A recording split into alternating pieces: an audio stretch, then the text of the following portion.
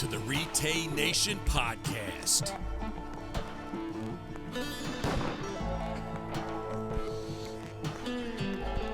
Join along with our team at RETAY as we bring you interviews, stories, and reviews from members of our growing community right to your ears.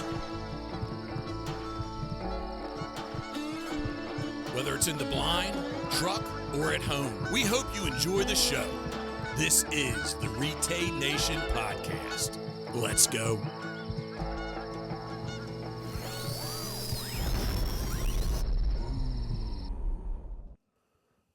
Welcome to the RETAY Nation Podcast. I would say that I'm not going to call this episode number 1 because I think there's been a few episodes before this. But you could call it episode 1 of a new era of RETAY. What do you think, Michael? New era RETAY Podcast. Yeah. Here we go. Well, I guess we'll start off with introductions because many of you probably don't know, at least who I am. Mike, you probably know who he is. But my name is Hunter Flanders, and I am the community manager here at RETAY. And I've been on board now for probably, I'd say, close to a month or something like that. And, kind of bringing back the podcast was something that the marketing team here and Team RETAY thought it would be important to bring you guys back this podcast. And so kind of dusting off the podcast reins for myself. It's been a while since I've been on one. So it's been kind of fun to kind of formulate this and plot on what we're going to talk about and what we're going to do. So I guess we'll just, Michael, why don't you get into your little introduction? Yeah. All right. I like the truck starting in the beginning there. It was like, kind of revs you up. Yeah. It kind of gets you fired up and be listening in the truck, driving down the road. It doesn't sound that like rusty going down the road though. Big sexy F-250. Boom, boom, boom, boom. Well, that highway we drove on right before the Twin Cities was terrible. I thought your axle was going to break, man.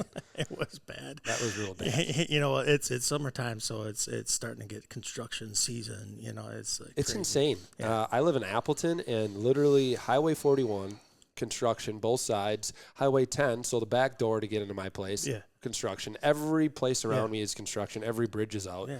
It's insane. Wisconsin is terrible for construction in summer. For any of you coming this way or traveling through or driving through, avoid Wisconsin in summer. It's all construction. Yeah, but come.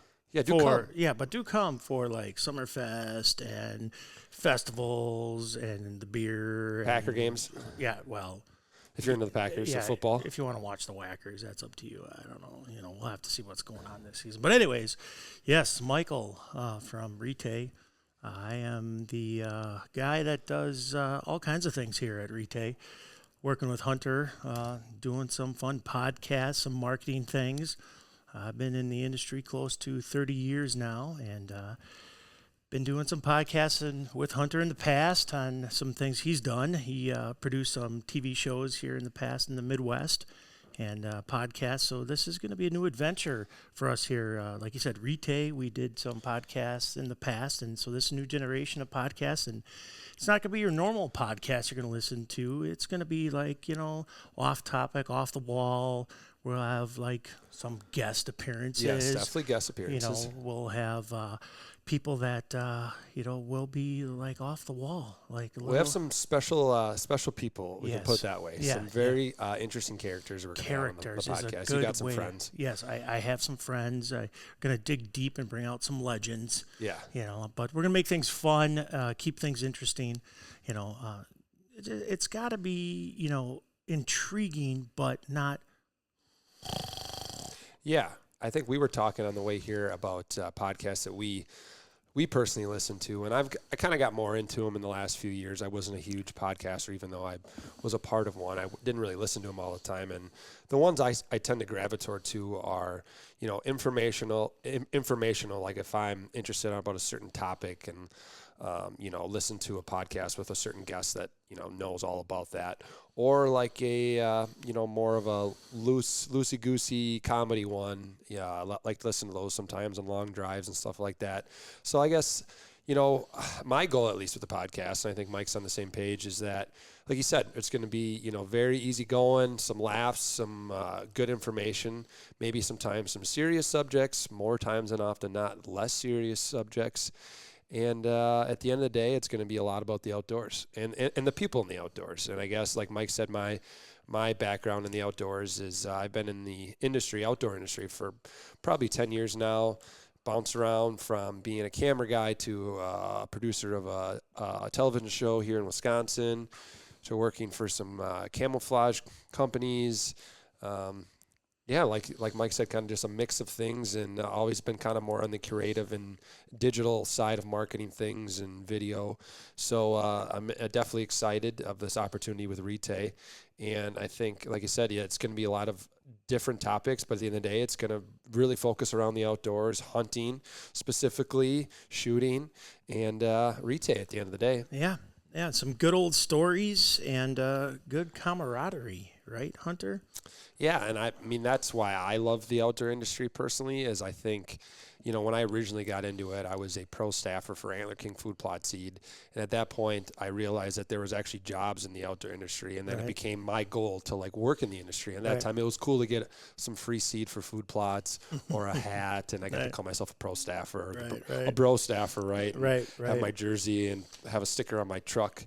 But I quickly learned that it's more about the people in the industry that I love. Yeah, it's part about being, part of a team, right? You know what I mean? You belong, you're proud to wear it, and, you realize you can make a career out of it. And there's a lot of folks out there that help brands grow like our own, you know, and, that's something that we're looking forward to growing here, is our team members. So, I think there's a lot, in store for us here in the future, and we got a lot of great things coming. We'll get to that great stuff in the next several episodes. We don't want to bore you guys with all that crazy stuff, right now. It's not going to be all product all the time. No, definitely work it into when it needs to and when it's on topic, but it's going to be a lot of hunting stories, a lot of funny stories, a lot of classics. Me and Michael got a few classics that we've experienced together. Me and Mike have known each other for a few years now, and we've got to share a blind, turkey blind, duck blind, A-frame, pit blind. Bear hunting. I had this awesome camera guy one time. We took bear hunting, and I'm just going to kind of go into this story, just spin into this right away. And we're hunting over this bear bait, and this camera guy, producer from this TV show, here in the Midwest. I'm not going to mention the TV show right now. I don't want to call anybody out here, but I was wondering, was it hot out that day, or was it pretty grueling hunting? It was pretty hot. It was pretty hot that day. 80s, 90s, and we're in a turkey blind. Yeah, bear hunting. Yeah, bear hunting, and there's no action. There's nothing going on. We're watching this same squirrel come and steal. Red squirrel on the top, they're the worst. Yes. And this isn't Canada. This isn't like bears coming in every hour or two. No, this is in central Wisconsin, yes. The Anago area. Mm-hmm. And I look over, and I still have a video of this. And maybe we should, share this, post this. Would be good. It would be good. Yeah, if you guys want to see it, drop a comment or or something. I don't know. We're not getting into that stuff yet. But it is a funny video. This is hilarious. I took a video, Hunter, mouth open. Oh, I thought you weren't going to name names. Back. Oh, I'm sorry. Oh. I meant the show. I meant the show. Yeah.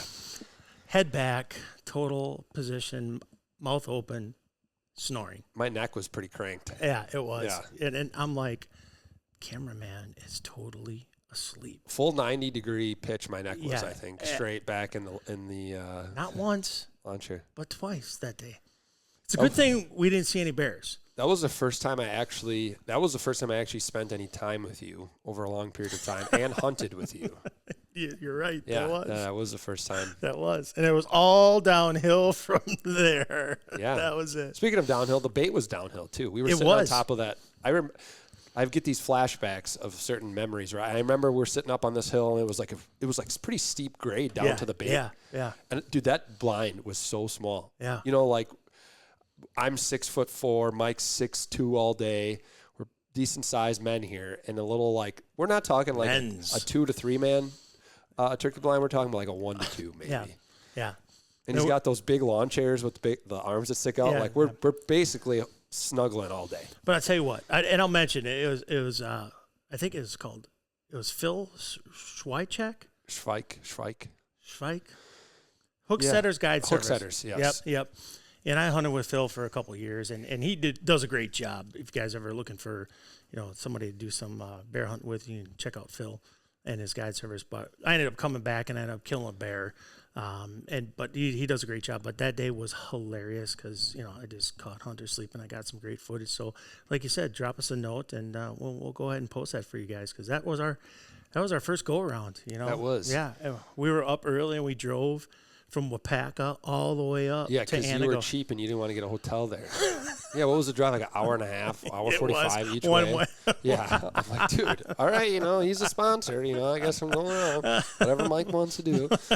Yeah, that was a good hunt. Yeah, that was good. That was like 2 days though, right? And then you ended up tagging out like a week later, I think. Yeah, I went back up. Yep. Mm-hmm. Yeah, that was good. And now I walk into your cabin, I see that bear. Yeah. I should have been there. Should have been there. Yeah, we got lucky. Should have been there. Yeah. Gosh, I have like 3 stories that come to mind right now that will go on a wild tangent about bear stories. And I might as well tell the one because I will make it fast. That same television show I was working for, I went and filmed the host's daughter on a hunt, and that was also the first time I had met her. We had drive 5 hours up to Superior for a bear hunt. And we were not sitting in a blind. We were sitting on the ground in a little ground blind, like homemade sticks, leaves stuff, ground blind. And we sat for 3 days, didn't see a bear. And she wanted to leave. She was like 14 at the time, and she was like, had enough of it. Pretty much Dad was like, you got to go on this hunt, right? Like I handed you this tag, or like in Wisconsin, you can basically, what's the term I'm thinking of? Like when you give somebody else your tag. Oh, geez. Transfer. Transfer. Yes. The most obvious word there is. for giving something. Yes. So he had transferred her tag, and it took him, I don't know, 8 years to draw this tag, maybe more, to get in this specific area in Wisconsin because they have so many bears, blah, blah, blah. So we hunted 3 days, didn't see a bear, wouldn't show us trail cam pictures of like the bait if the bears were hitting the bait. So we're pretty much just like sitting on the ground. Okay, this stinks. And the guide is like, Lucy wanted to go. She wanted to go. She wanted to go home. She had homework, was not into it anymore. And I'm just like, hey, I'm just tagging along, So he's like, hey, I wouldn't go. This bear's been hitting this bait. Yeah, we've heard this for 3 days. No, I wouldn't go. Well, Lucy wanted to go. So I'm like, yeah, she wants to go. I'm going to go. So we drove back. A kid sat that bait that night and shot like a 400-pound bear.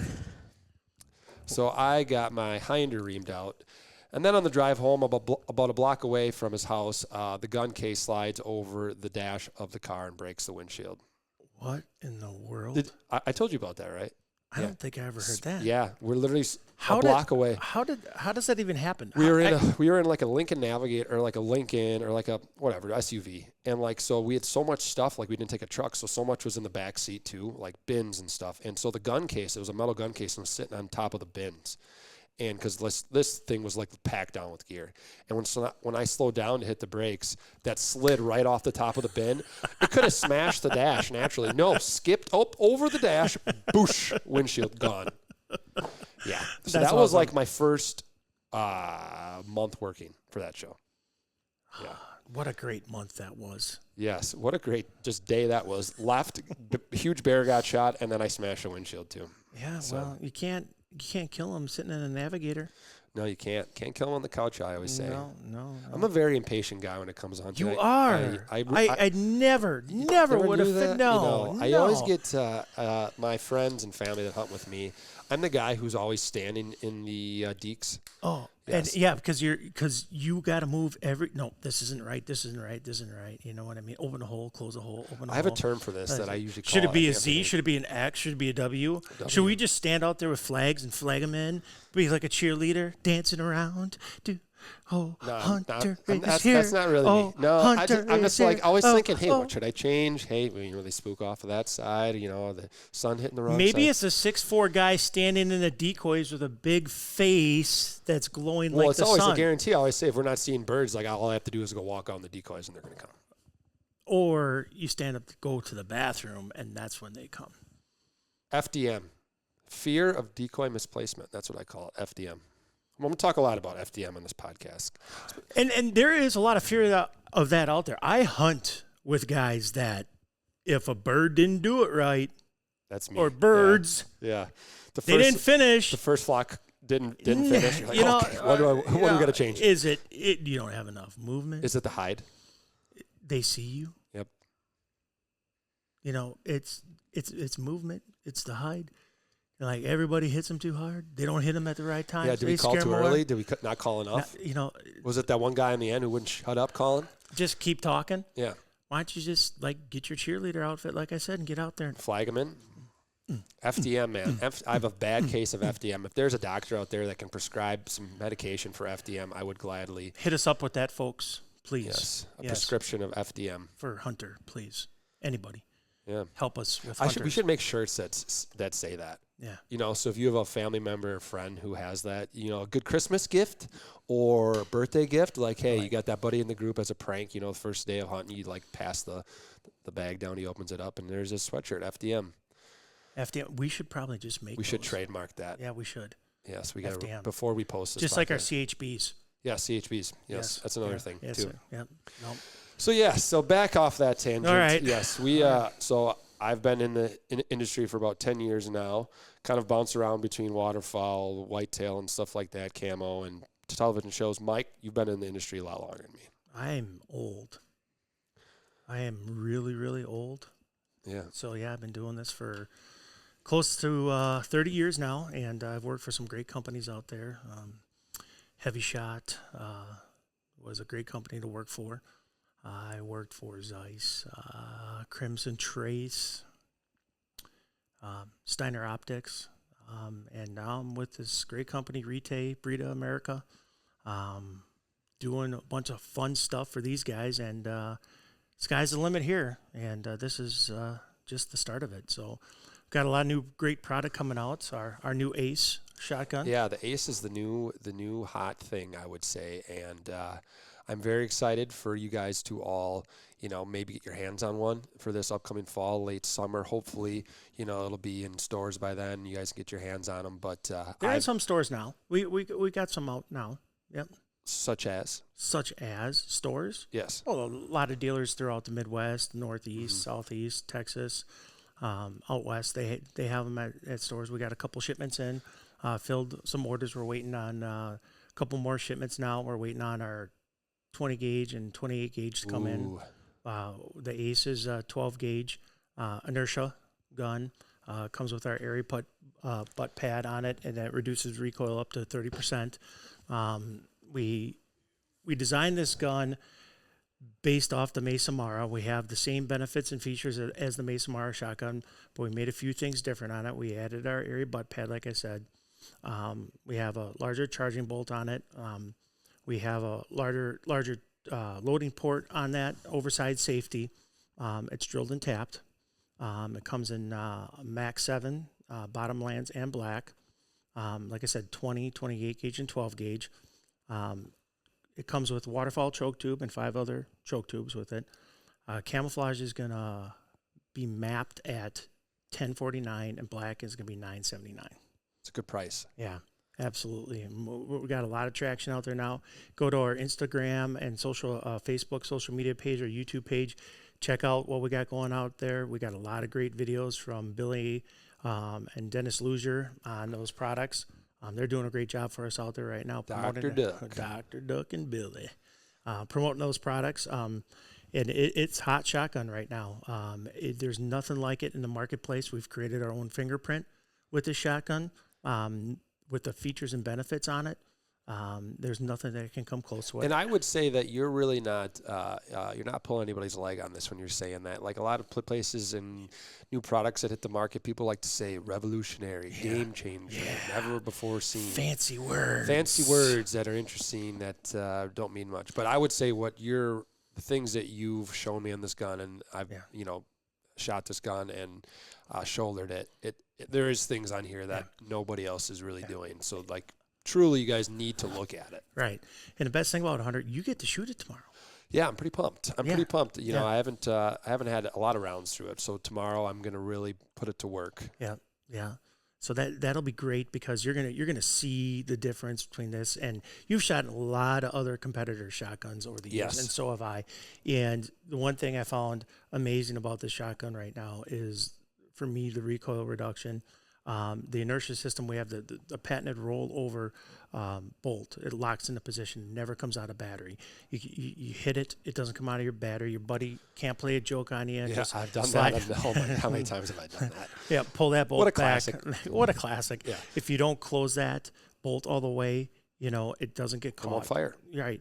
This always closes. It rolls over and locks into place. It's one of our patented features on there. The trigger housing comes out, push of the button, just like the Mesa Mara. You can take it out and clean it. And you can clean, separate. you can get pretty deep into that gun and clean it. Yeah. Versus, there's other guns that I've cleaned, other autos and stuff like that, where it is important.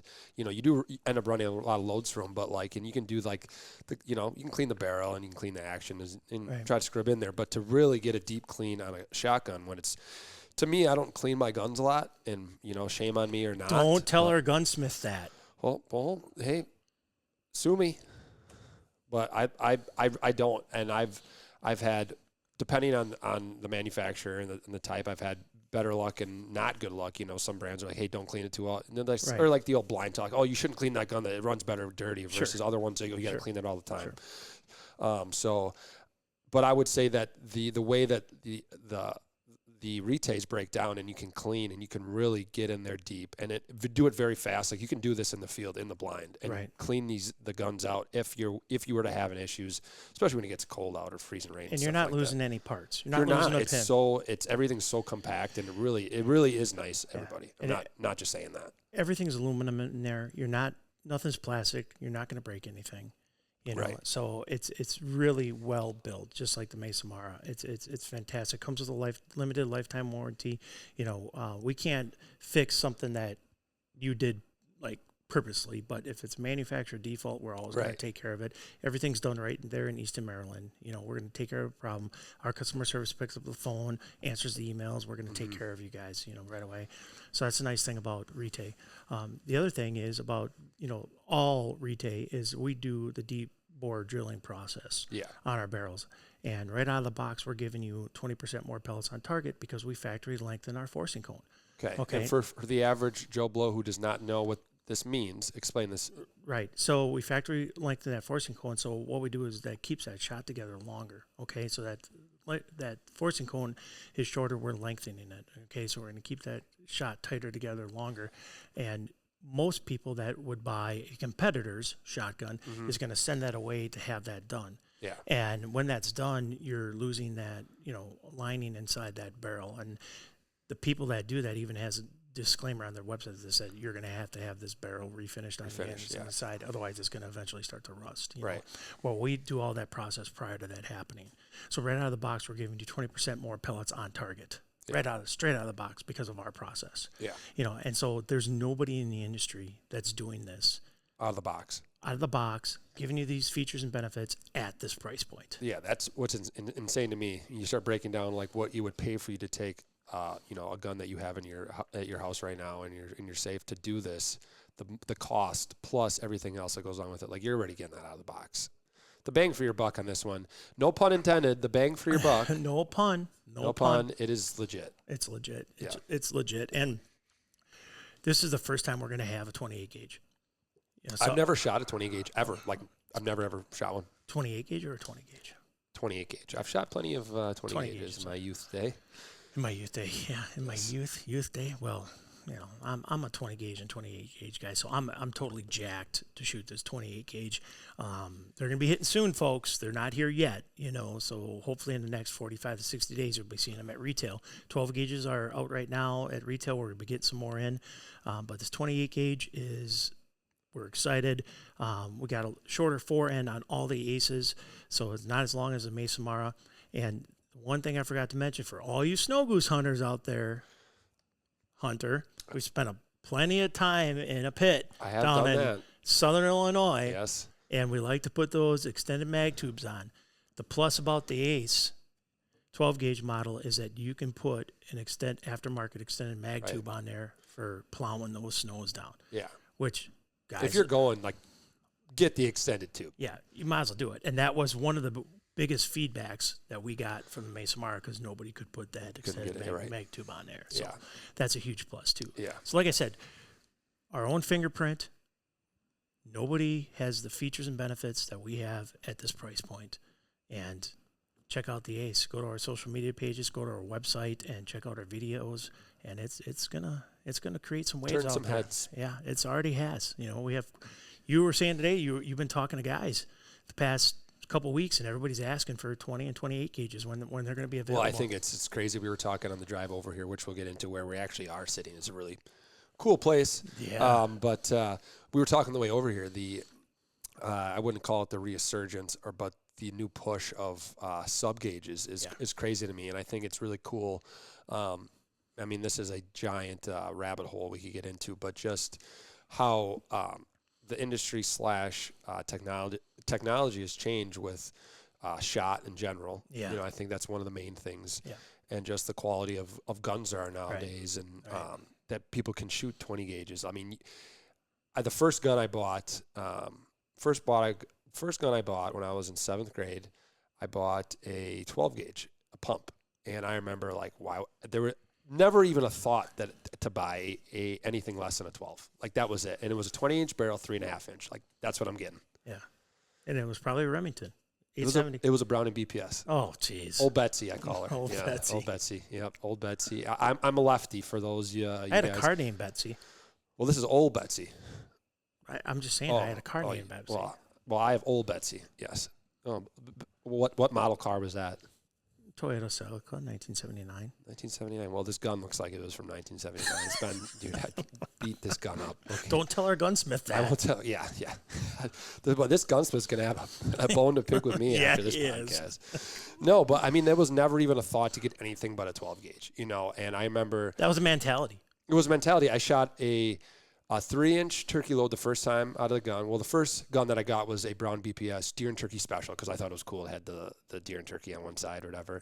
And then I remember I missed a turkey. It was probably at 50 yards, and I was shooting a 3-inch load because that's all that gun would take. And then I'm like, oh my God, I need a 3.5. So I bought the next one with a 3.5-inch 20-inch barrel, thinking, okay, I can shoot them now.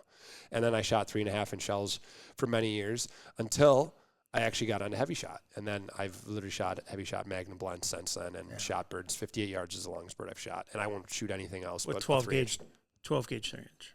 12 gauge 3-inch now. Yeah. And now, since then, I would say that like I'm going to be shooting a 20 gauge from now on, probably for just about everything. Yeah, and I was just the opposite. Yeah.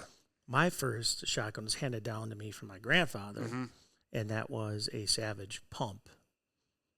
Okay, 20 gauge.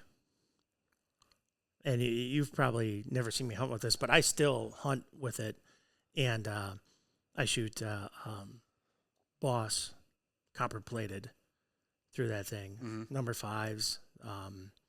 And I just smoke the geese at 40 yards with this thing. And it's a fixed full choke. But I shot my first deer with a slug through that. Yeah. I shot my first goose with that. And my first pheasant with that, and the nostalgia on a gun, right? It is. But I didn't pick up a 12 gauge until I was, I think, 18, 19 years old. Oh, really? I didn't, and that was my first deer hunting gun. So do you think 20 gauges were more popular back in the day, quote unquote? No, that's just what you had. That's what I was given because we didn't have any money growing up, Yeah. and it was my grandfather's gun, and he gave it to me because he shot 1100. Which was a 20 gauge. Yeah. And he shot every deer, it not on purpose, but every deer running, he shot in the head. Because he would pull ahead and shoot the slug. Yeah, that's impressive. It was crazy. Yeah. Like, I got bucks hanging on the wall at the cabin, and next time you're there, I'll show you which ones he shot. And in the head. Yeah. But every deer he shot in the head. It was crazy. And all my cousins, they'll tell you that are still around, and Uncle Heine always. Uncle Heine? Yeah. His name was Henry, but they called him Uncle Heine. Uncle Heine, that's awesome. Henry, the name of your dog. Yeah, my dog, Henry. You've had Henry how many years now? He'll be 7 in July. That's crazy. I remember when Henry was just a pup. Oh, Henry was a good boy. Or is a good boy. Yeah, he is a good boy. Yeah, he's a good boy. Boy, gun nostalgia, none of the rabbit hole. Man, I have a couple. I have the 22 that I got when I was in 3rd grade that I still have on there. I got a Bushnell scope on it, I think, and a semi-auto. Actually, load the 22s through the magazine tube. You drop down. Yeah, it's pretty cool. It's like a muzzle. I always thought it was kind of like a muzzle. Yeah. And that was probably one of my first guns. Was a Marlin Model 60. That's it. Yeah.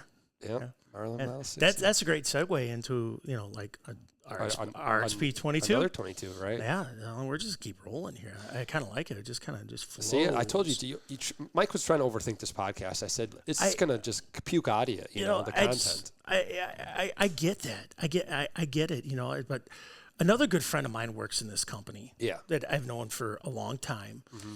And him and I had the opportunity of knowing each other for a long time prior to this because guys in the industry, rep groups, both worked for us.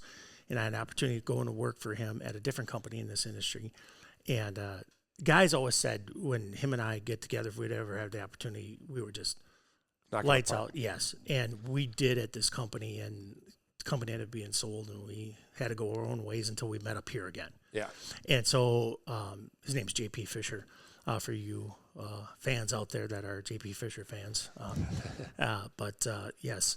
And he has an extensive background in this industry. Awesome guy, very knowledgeable. But, you know, him and we work very well together. And so we kick around a bunch of ideas and whatnot. And this was one of them, you know. So I just want to make sure things flow, you know. So I always think it's cool the way usually podcast episodes kind of take their own way.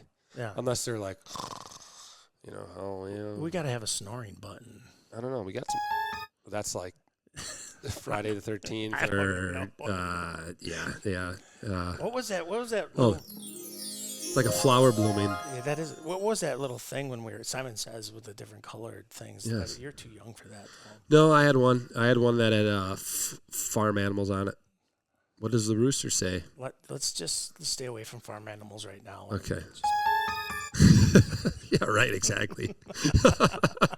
So yes, the RXP 22. RXP 22. Yes, so that is a new handgun that we launched this year, and it's a lot of cool features on it for you plinkers out there and tactical shooters. I mean, anything really. I mean, a 22 is super versatile, especially handgun. Yeah, so we just started shipping these a couple weeks ago, so dealers have them in stock right now. So the RXP 22 is built on a 9mm frame. The magazines are weighted. They come in 10-round, 13-round, and then 18-round mags are going to be coming later this year. So you can buy an extra 18-round mag. They come in a bunch of different Cerakote flavors, threaded, non-threaded barrels, so you can run a suppressor on there. Safety, true glow sights. And the nice thing about this gun is, like I said, the magazine's weighted. And it's built on a 9mm frame for training, okay? So you can train and go out there and shoot. Like you're shooting a 9. Like you're shooting a 9mm for the price of a 22, okay? Mm-hmm. It also comes with a universal mounting plate, so you can put any optic on there, but also RMR and RMRC, and RMR will fit on there, you know, for mounting optics. And the best thing about it is it'll retail for $249. Yeah, it has lifetime warranty. It's just a fun gun to keep around. Like it's the price point. Like I might just go buy that, right? Yeah, you can keep it in your truck if you're a trapper. Yeah, you know, you keep it in your truck. You can run traps all day long. You can put a can on there, shoot those coons in the head, throw them in a truck. You're not making racket if it's on your hunting property. You know, you got coyotes. You know, and you want to screw up your bow hunting spots and running a can out there. Yeah, teaching your kids to shoot. It seems like it's more and more, youngins out there who are getting into shooting handguns. Something I never did, but you look on social media nowadays, and you have these like 8-year-old girls, 6-year-old girls who can like shoot the lights out already. Right. And women typically 100% are better shooters than men. It doesn't matter what kind of weapon you're handing them to shoot, and they're just typically better shooters because they listen. Mm-hmm. They follow instruction. Huh? Yeah, because we don't. we do not listen. We don't read the directions, how to put stuff together. Yeah. No, we have extra parts left over, and they're just very thorough. I can put a fan up in my bedroom myself. Your friend does not have to come over and do this. Okay, I got it. I understand. Yeah, you know what I mean? Exactly. I can put this coffee table together. You don't have to. Okay, okay. Yeah. You know, not from personal experience or anything like that. Not at all. You know, so it's one of those things where it is a family-friendly tool. It is. You know, so it's summertime, it's plinking time. You know, get out there. You guys check out our website, retayusa.com. Check out our social media posts, YouTube. We got some great videos, some great content out there. check out your dealer. Go to our website. Find a dealer in your territory. Find that RXB 22 out there. New Plinkin toy for the family. Yeah. Have some fun. Yeah, absolutely. And like Mike was saying, the YouTube channel and just the content that we will be bringing you guys in the next upcoming months, especially fall's kind of right around the corner here, and hunting's on my mind certainly already. But yeah, we're going to be bringing you a lot of content. Yeah, well, my name is Hunter. Yeah. Is it? Huntington. That's correct. Huntington. Yes. Flanders. Yes. Let's get that right, everybody. Huntington. Yeah. So we'll be bringing you a lot of content, not just strictly gun related too, just tips, techniques, things, basic things. Recipes will be another big one too. We're foodie kind of guys. I know JP's foodie kind of guy. Everybody likes food, like cooking stuff, like talking. Wild game recipes. Mike's got this goose pastrami recipe that he will not share with me, but I've had it. It's excellent. And, I don't know. I'm sure there's people out there who can cook Canada goose way better than I can, but I only have like two options in my head when I'm looking at it. It's either sticks or jerky, pretty much. So I never made you my shredded goose. I don't know. You haven't shared it with me. This would be better than the goose pastrami? Yes, because goose pastrami is good. You would be like, this is not goose. Like, what? This is beef. Okay. And you'd be like, this is not goose. What you put in here? I'm like, no, dude, that's goose. That's that wild Canadian honker that everybody looks at and goes, I don't want to eat that. Yeah, at the end of the day, we're like, oh, who wants the birds? Get out. Yeah, exactly. Yeah, exactly. Yeah. So, with the wild game recipes, I'm really pumped about too. Just have some other options because for all those big hunters out there who do happen to, shoot some birds and fill your freezer up, like it's nice to have a few more options than the same 3 recipes that you always use. And like my wife is like, oh, what are we doing again? I'm like, goose Philly cheesesteaks. Oh, yeah, I guess. Yeah, I got my back to it again. So it'll be good. I enjoy cooking a lot. I do most of the cooking in my house. Kind of me and my wife have split the roles with our new daughter that she's 1 year old. So my wife does most of the cleaning and stuff like that. Laundry, I take care of the cooking. So I need to think of other options here. I'm getting pretty drawn out. Well, just remember, like any recipe you would make with regular beef or chicken. Yeah, right. You can make with wild game. You just have to think not to cook the shit out of it. Yeah, the same way you would cook everything else. You have to be. It takes a little longer. Yeah. Like duck is red meat. Yeah. It shouldn't goose be. is red meat. Yeah. And if you want goose to be a certain way, like how you make your steak. Right. Yeah. But if you want shredded beef, you're gonna cook a roast down till it shreds. Yeah. Why wouldn't you do the goose the same way? Oh, I agree. I mean, that's what I have to do. But there's a special recipe. There's special things you throw in there that just like the goose pastrami. Yeah, I know you're looking at me like you're going to share it with me, but yeah, I know you won't. That's fine. There's those. Hey, we just have this sheet of paper you could just write down, and we don't have to tell anybody. You could just say what it is. I'm not writing it down because I told you, like, it's your daughter and your wife will have to come with me for the rest of their lives if I give you this recipe. It's that good. It is good. I'll tell you that much. It is very good. Like the first in my head, I'm like, this isn't goose. Yeah. So like he's not lying. It is very good. Yeah. So the recipes are another big thing that we'll be bringing you guys. And like Mike said, special guests too, our ambassadors. That's something else we're starting here and growing.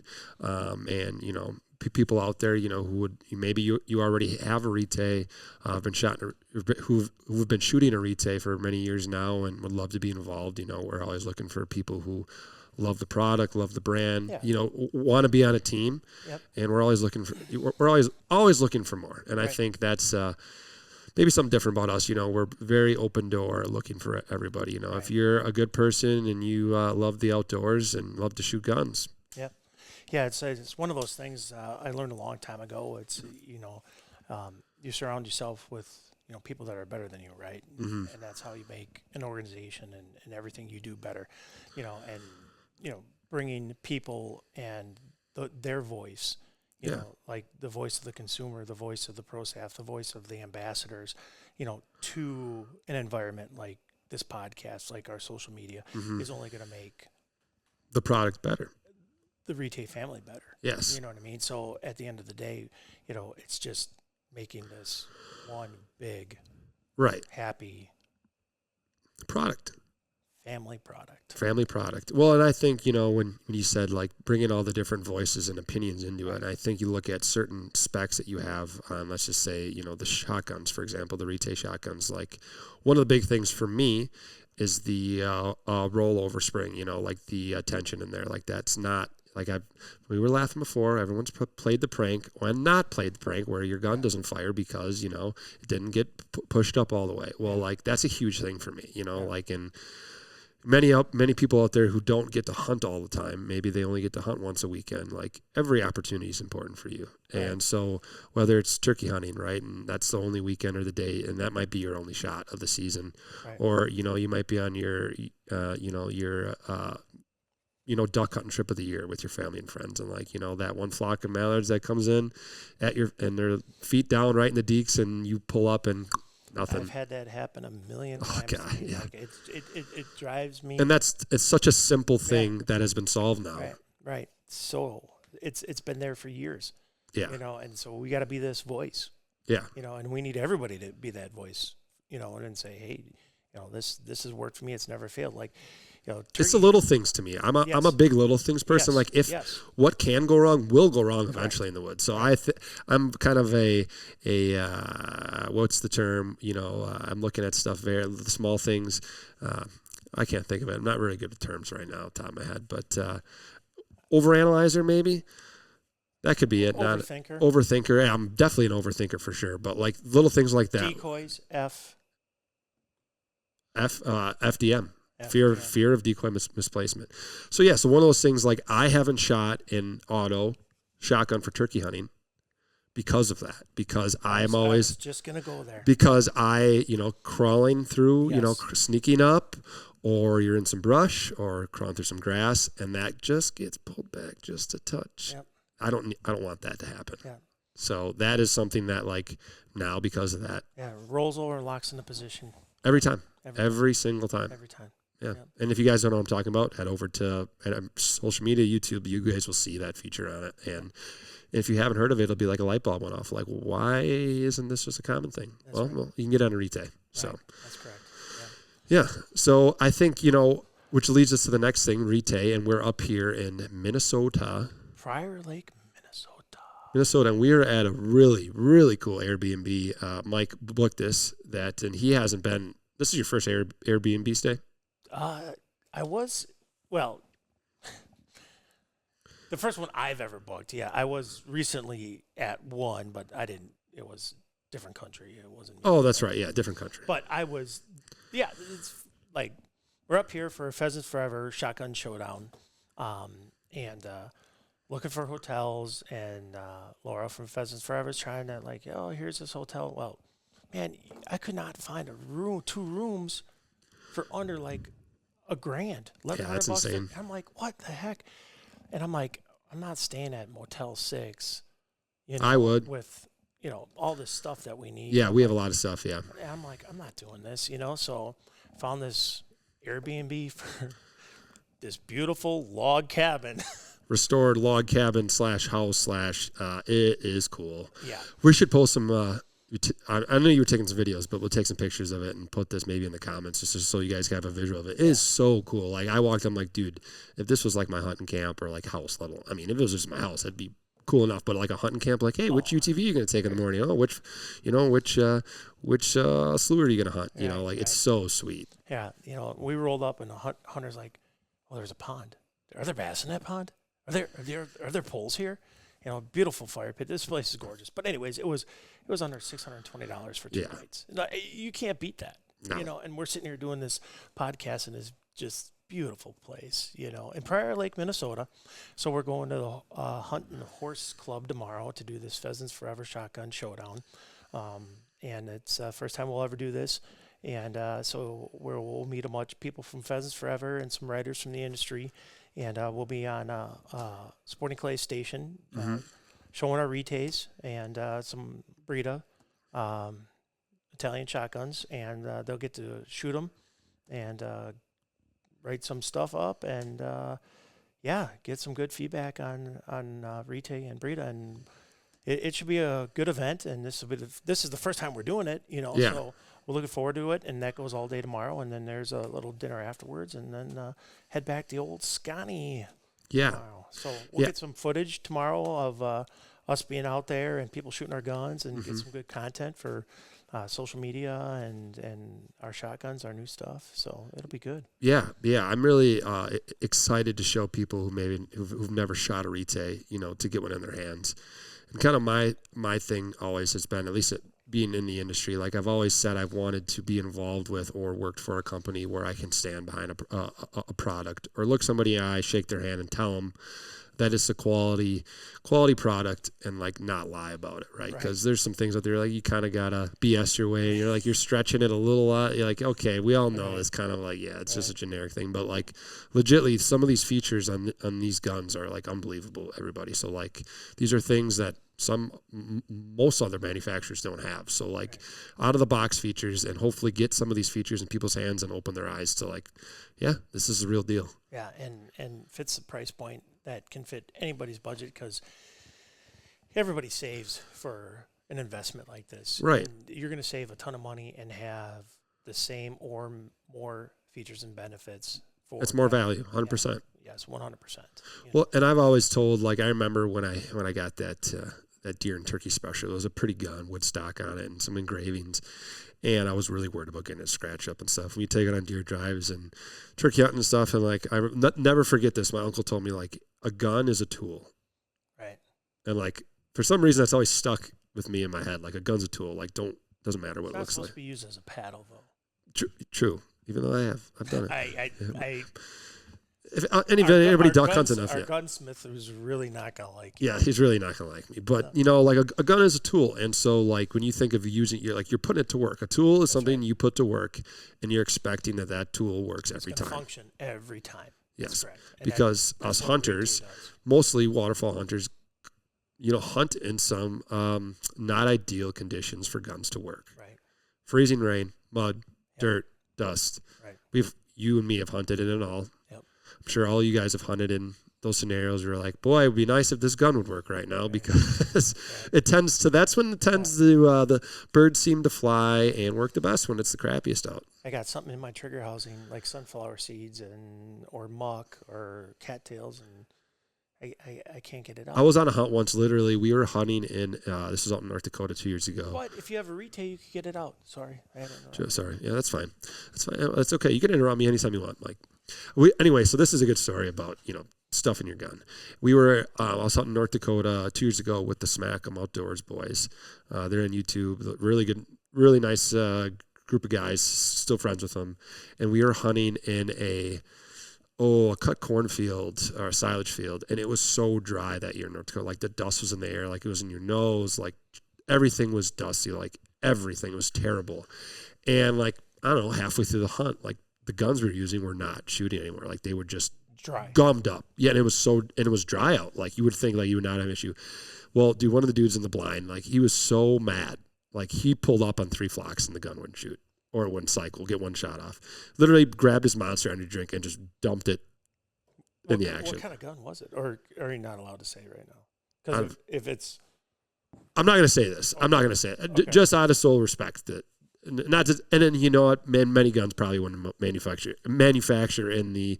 or run in that kind of... in the dust and stuff that was in this gun. But, like, out of respect, I'm not going to say the brand of the gun. But, like, literally dumped his Monster Energy drink in the action. And it did cycle maybe 2 more rounds before the sugar started to get a little warm in there. But yeah, that just, I don't know why that story popped in my head, but that guy's brains must have fell out of his pillow, man, if he did something like that. He was beyond himself at that point to do that.